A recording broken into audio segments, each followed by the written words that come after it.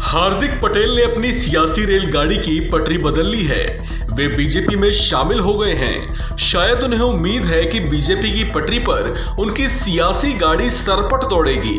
BJP में शामिल होकर वे बीजेपी का खूब गुणगान कर रहे हैं, मोदी सरकार का खूब बखान कर रहे हैं, उनकी तारीफों में कसीदे गढ़े जा रहे हैं। उन्हें बीजेपी की नीतियां और उसके फैसले भी भाने लगे हैं। उन्हें बीजेपी अब सबसे न्यारी पार्टी लग रही है। लेकिन जरा ठहरिए, हार्दिक पटेल की जुबान से बीजेपी के लिए हमेशा इतना शहद नहीं टपका करता था। एक दौर आज का है और एक दौर वो भी था जब वे बड़े बड़े मंचों से बीजेपी के खिलाफ अंगार बरसाया करते थे। बीजेपी को निशाने पर रखकर वे किसी निशानची की तरह उस पर निशाने साधा करते थे।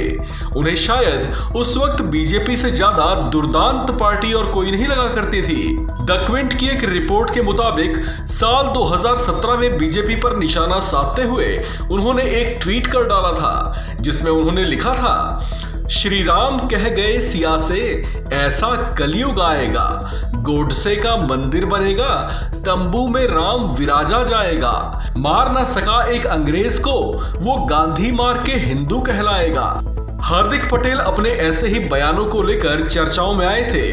द क्विंट की एक रिपोर्ट के मुताबिक इसी तरह का एक ट्वीट उनकी ओर से साल 2017 के दिसंबर महीने में सामने आया था, जिसमें वे लिखते हैं, बीजेपी में सही लोगों को सम्मान नहीं दिया जाता है, पर जो अमित शाह के पैरों की जूती बनकर रहते हैं उनको आगे किया जाता है।